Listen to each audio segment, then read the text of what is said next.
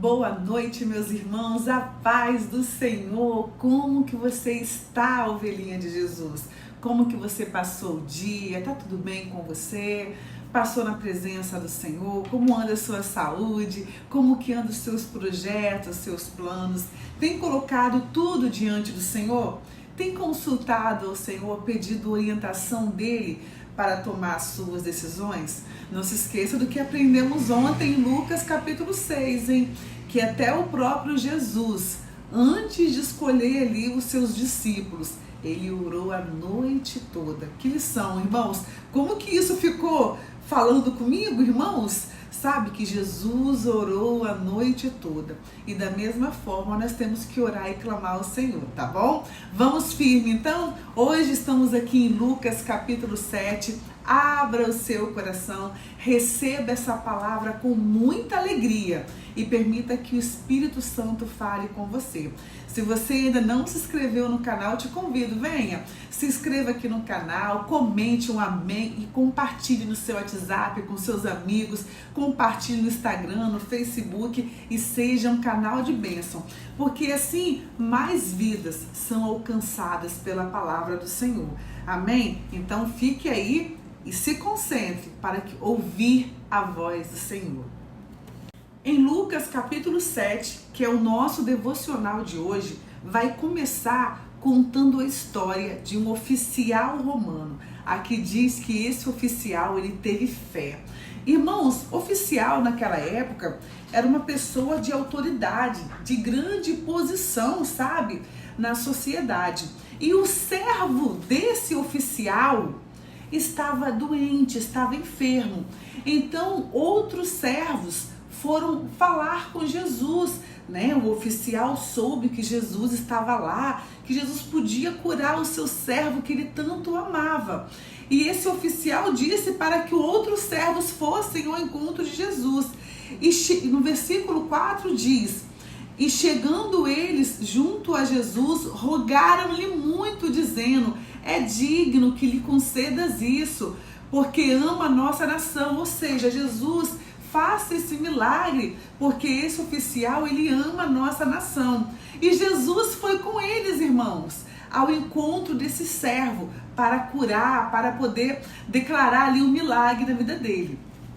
Mas quando Jesus estava no caminho, o oficial de justiça, este homem de autoridade, este homem de posição, enviou uns amigos dizendo, o versículo 6 diz que quando já estava perto da casa, o oficial enviou-lhe o centurião os amigos, dizendo-lhe: Senhor, não te incomodes, porque não sou digno que entres debaixo do meu telhado. Eu não mereço, Senhor, que o Senhor venha na minha casa. Eu não sou digno. E por isso nem ainda me julguei digno de ir ter contigo. Eu não sou digno nem de chegar próximo a você. Por isso estou enviando os meus amigos. Nem ainda julguei digno, né, de ter ir contigo. Dize, porém, uma palavra e o meu criado sarará. Oh, glória! Diga, Jesus, somente uma palavra que o meu criado sarará. Irmãos, e quando Jesus ouviu essas palavras, Jesus se alegrou, porque ele viu que esse oficial romano, ele tinha fé. Olha o que ele disse. E ouvindo isso, Jesus maravilhou-se dele e voltando-se, disse à multidão que o seguia: digo-vos que nem ainda em Israel tenho achado tamanha fé. E voltando para casa, os que foram enviados acharam são o servo enfermo. Oh, glória! É necessário humildade para servir ao Senhor, tá vendo? Simplicidade, você reconhecer que depende de Deus, você reconhecer que não é digno. E esse centurião, que era um oficial romano, ele tinha essa consciência: eu não sou digno que o Senhor entre debaixo dos meus telhados, eu não sou digno de ir até você, o Senhor é santo, o Senhor é rei, o Senhor, né, é soberano, eu não sou digno, mas diga somente uma palavra que o meu servo sarará. Oh, glória! Olha que fé, meus irmãos, olha que humildade dele, simplicidade, e olha que fé. E é essa fé que nós devemos ter, essa simplicidade e humildade também. Chegar diante do Senhor com o coração quebrantado. Deus, eu preciso de Ti, Senhor. Eu dependo do Senhor. Eu sei que eu não mereço. Fala assim com o Senhor, ovelhinha, porque nós não merecemos. Nós somos falhos, sabe? Nós somos errantes. Ai de nós, se não fosse a misericórdia do Senhor, se não fosse a graça dele. Então reconheça o seu estado de pequenez, o seu estado pequenino, e peça ao Senhor misericórdia, clame ao Senhor. E assim como ele, tenha fé que com uma palavra Deus pode mudar a sua situação. Você crê que com apenas uma palavra o Senhor pode mudar a sua situação? O Senhor pode mudar a sua história? Então escreve aqui: eu creio, oh glória, eu creio. Eu creio também, Senhor, que com apenas uma palavra o Senhor pode decretar vitória, o Senhor pode abrir porta. Aleluia, eu creio, glória a Deus. E aqui, irmãos, a partir do versículo 11, Jesus vai se deparar com uma viúva que estava com seu filho morto, seu único filho.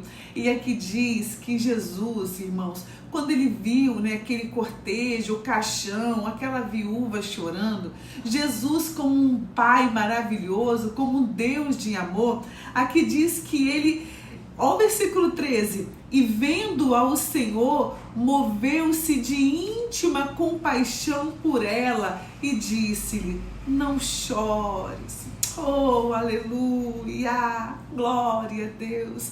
Irmãos, o nosso Deus, ele é um Deus carinhoso, um Deus piedoso, ele é um Deus misericordioso, ele sente, sabe? Ele não é um Deus carrasco, um Deus duro, um Deus, sabe, malvado. Não, ele é bom, ele é um Deus de amor, glória, aleluia. Mas ele também é fogo consumidor. O nosso Deus, ele é lindo, irmãos, ele é amor, sim, mas ele também é fogo consumidor. Por isso que nós temos que temer e tremer diante do Senhor, sabe? Não brincar com ele, porque ele é um Deus bom, Igual aquelas vovós, Eu convivo com algumas vovós, Então, misericórdia, as vovós querem fazer toda a vontade.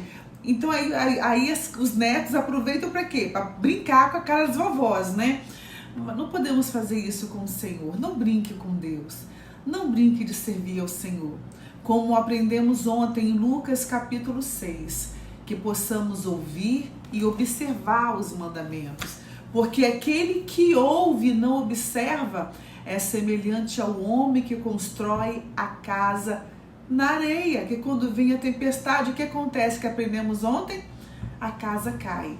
Então que possamos ficar firmes. E quando Jesus viu aquela mulher chorando, moveu-se de íntima compaixão, e aqui no versículo 14 diz: e chegando-se tocou o esquife, que é o caixão ali, e disse: jovem, eu te digo, aleluia, levanta-te. E o defunto assentou-se e começou a falar, e entregou a sua mãe, aleluia, ele ressuscitou o menino. Glória a Deus, meus irmãos, aleluia. E no versículo 16 diz: e de todos se apoderou o temor, e glorificavam a Deus, dizendo: um grande profeta se levantou entre nós, e Deus visitou o seu povo. Todos glorificavam ao Senhor, irmãos, todos, e o temor do Senhor ficou sobre eles. Que eu acabei de falar, que temos que temer ao nosso Deus e glorificar. Irmãos, glorifique ao Senhor. Reconheça a grandeza de Deus. Reconheça que Ele é soberano, que Ele é tremendo. Eu já falei isso no devocional de ontem, mas eu tenho que repetir que o povo perdeu, os cristãos estão se perdendo a essência de dar glória, de abrir a boca e dar glória, e engrandecer ao nome do Senhor. Aleluia, glorifique ao Senhor. Quanto mais você glorifica, mais as portas do céu se abrem. Quanto mais você manda a glória para cima, a glória do céu desce sobre a sua vida. Glorifique. Tá lavando louça, irmã? Glorifique. Tá trabalhando, meu irmão? Glorifique. Abra sua boca e bendiz o nome do Senhor, porque Ele é Deus, porque Ele é um Deus soberano, porque Ele é um Deus fiel. Irmãos, o inimigo não quer que você louve ao Senhor. Ele não quer que você adore e engrandeça o nome do Senhor.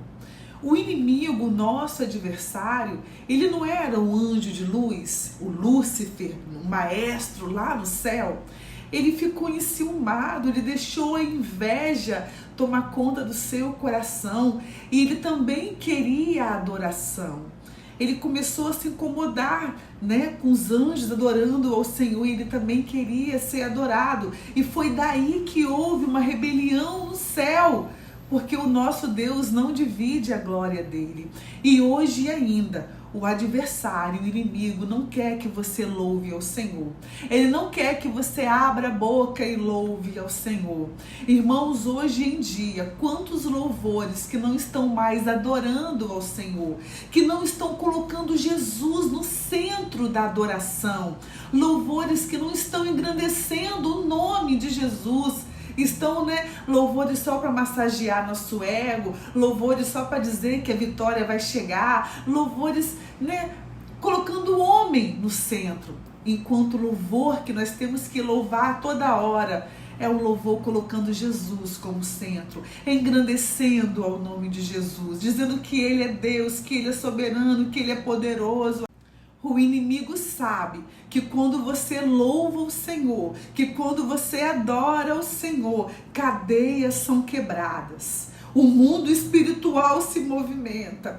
O nosso Jesus, o nosso Deus, Ele se move, irmãos, ao som da adoração. Nós fomos feitos para adorar, para engrandecer ao nosso Deus.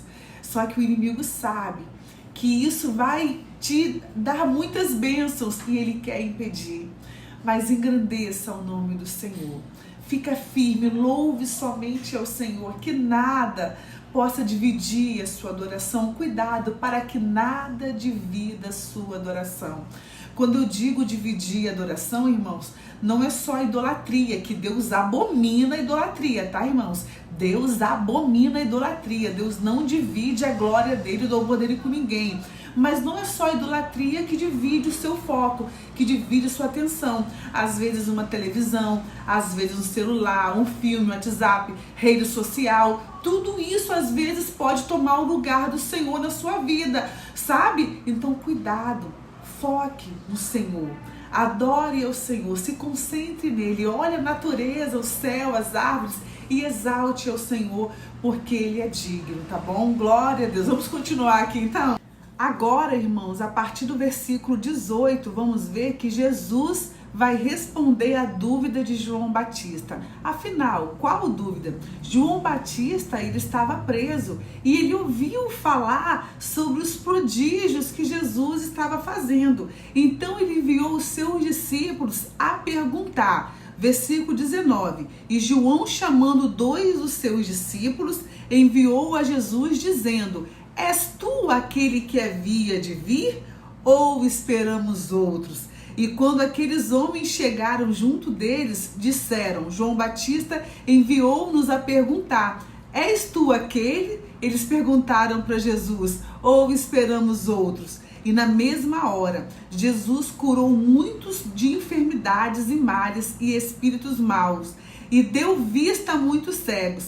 Respondendo então Jesus disse-lhe: ide e anunciai a João o que tendes visto e ouvido. Os cegos veem, os coxos andam, os leprosos são purificados, os surdos ouvem, os mortos ressuscitam, e aos pobres anuncia-se o evangelho. E bem-aventurado aquele que em mim se não escandalizar. Oh, glória! Jesus, meus irmãos, é o Messias tão esperado. Era o rei que as pessoas tanto estavam ali esperando. E quando os discípulos de João Batista se retiraram, Jesus disse: O versículo 24. E tendo-se retirado os mensageiros de João, começou a dizer à multidão acerca de João, Jesus dizendo sobre João Batista: que saíste a ver no deserto? Uma cana abalada pelo vento? Mas que saíste a ver? Um homem trajado de vestes delicadas? Eis que os que andam com vestes preciosas e em delícias estão em passos reais. Mas que saíste a ver? Um profeta? Sim, vos digo, e muito mais do que profeta. Jesus falando, irmãos, de João Batista, que ele era muito mais que um profeta. O 27 diz: este é aquele de quem está escrito: eis que envio o meu anjo diante da tua face, a qual preparará diante de ti o teu caminho. Oh, glória! Irmãos, confirmando aqui, João Batista, o próprio Jesus disse, veio para preparar o caminho para a chegada do nosso Senhor, para a chegada de Jesus, demonstrando que ele era um ilustre rei e Senhor. Jesus prossegue falando de João Batista, e aqui diz no versículo 29, e todo o povo que ouviu, e os publicanos, tendo sido batizados com o batismo de João, justificaram a Deus. Muitos foram batizados por João Batista, mas os fariseus e os doutores da lei, irmãos, os fariseus, aqueles religiosos, rejeitaram o conselho de Deus contra si mesmos, não tendo sido batizados por ele, diz o versículo 30. E aí Jesus disse: veio João Batista, que não comia nada, irmãos, não vestia roupa normal, eles criticaram. Veio Jesus, que comia tudo, andava com a galera, eles criticaram. Olha o que diz aqui no versículo 33. Porque veio João Batista, que não comia pão nem bebia vinho, e eles disseram de João Batista: tem demônio. Veio o Filho do Homem, que come, bebe, e dizeis: eis aí um comilão e bebedor de vinho, amigo dos publicanos e dos pecadores. Meus irmãos, nós nunca vamos agradar todo mundo, viu? Que veio João Batista, criticaram. Veio Jesus, criticaram. O povo só sabia criticar, mas que ainda bem que o amor do Senhor foi tão grande que ele foi até o fim e cumpriu todo o plano. Agora, irmãos, para finalizar o nosso devocional de Lucas, capítulo 7, vamos ver aqui que Jesus tem os pés ungidos por uma pecadora, a partir do versículo 36. E rogou-lhes um dos fariseus que comesse com ele. E entrando em casa do fariseu, assentou-se à mesa. E eis que uma mulher da cidade, uma pecadora, irmãos, sabendo que Jesus estava à mesa em casa do fariseu, levou um vaso de alabastro com unguento e, estando por detrás aos seus pés, chorando, oh glória, começou a regar-lhe os pés com lágrimas e enxugava-lhe com seus cabelos a sua cabeça e beijava-lhe os pés e ungia-lhes com unguento.